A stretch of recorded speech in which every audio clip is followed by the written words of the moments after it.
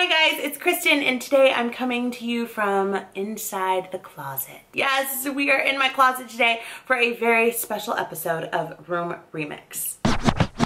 So I've lived in this tiny apartment in LA for a few years now, and I have this one area. It's essentially my closet, but of course in my mind, it can be so much more than just a regular old closet. I picture it as my boudoir, as my glam cave. This little area is an offshoot right off the kitchen and it takes you straight into the bathroom, but in there is, like I said, my closet, and I have storage for shoes and all sorts of things. But over the years it's just sort of become like a catch-all, or where I throw stuff and close the door when I have people coming over but I haven't cleaned the rest of the house yet.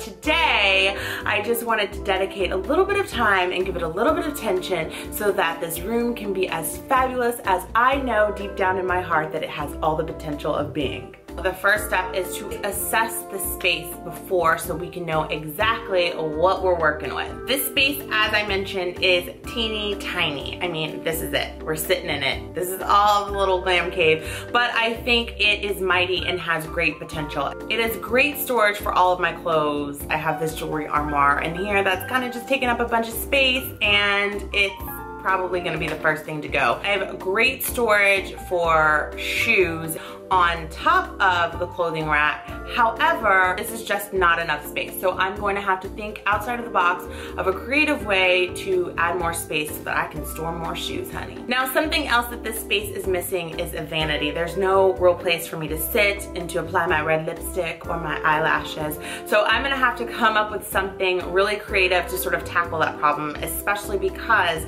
the space isn't very big. So I can't really bring a actual vanity in here. So I'm gonna have to think on that. Okay, so we're gonna start by taking everything out of this room, just getting it completely bare so that I can add a fresh coat of white paint. Now painting is my least favorite thing in the entire world to do. If I'm doing a big space, I always budget in a painter because Miss Kris, not a painter. But this space was so tiny, and honestly, I just didn't have the budget, so I had to make this one happen on my own. Guys, I just finished painting. I don't know why I chose today, one of the hottest days out of the month, to paint. But of course, I have to make everything difficult.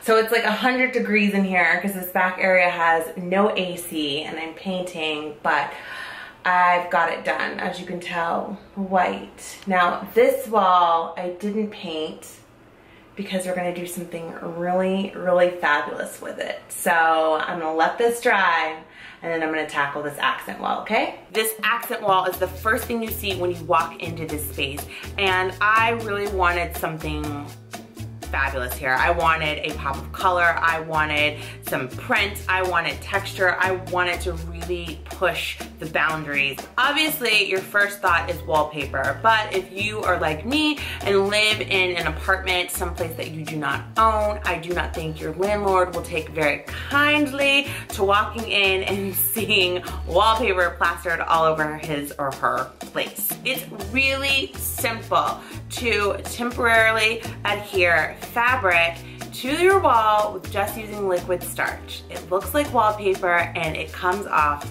really, really easily.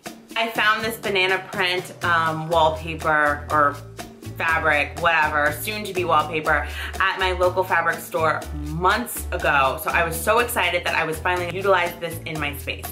I started this project by taking my staple gun and stapling the fabric to the top of the wall. You sort of need to do something, obviously, to get the fabric up there to stay before you adhere your liquid starch. So you can tack it, you could tape it if that works for you, but because this fabric is an outdoor fabric, or I don't know if it's an outdoor fabric, but it's definitely a interiors fabric, so it's a little heavier. I needed something with a little bit of strength to get it to stay up there. Staple gun it was. Now the next step is to pour your liquid starch into a container and get to applying. I started at the top and worked my way around the edges, and then started applying the starch to the center of my fabric. Okay guys, I'm about halfway through with the fabric accent wall, so I wanted to give you an update. First of all, it's really important that you tackle the edges first. I was a little off, as you can see, when I started, but now that I'm a little bit more of a professional and figuring this out, I'm making sure that I take care of laying the edges flat first before like moving anywhere else into the fabric. So the other tip that I have for you is to just use your hand to smooth it out when you're working, and after you paint on the starch, just use your hand. Oh, well, that's not done, but like this part up here is done. Just use your hand and just smooth it out. It's starch, so it's gonna get on your hands, it's gonna be sticky, you'll be fine, just wash your hands. But that really helps you to stretch the fabric and to get rid of any air bubbles, and yeah, it takes some time, so be patient, but I'm really happy the way it's turning out so far, so it's gonna be good. My biggest recommendation with this project is just to take your time. My space was small, but it seemed like a huge task. So I just told myself I would be patient, and I went slow, and it worked out beautifully. Now that my faux wallpaper was up, it was time to sort of put this room back together. I found a few bricks. My neighbor's bricks. Y'all know how I like to be taking stuff from the neighbors. I took some bricks that were laying around and I added them, and with some plywood that was freshly painted white, I was able to create my own shoe storage, which was very helpful for a girl who has a lot of shoes.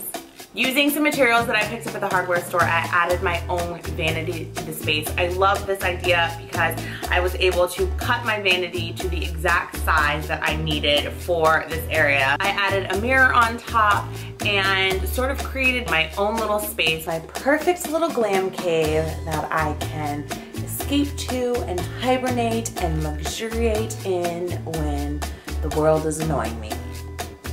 Thanks guys so much for watching. Don't forget to follow me on Instagram. If you follow me on Instagram and you watch my Insta stories, then you saw this whole process going down last week live and in living color when it was happening.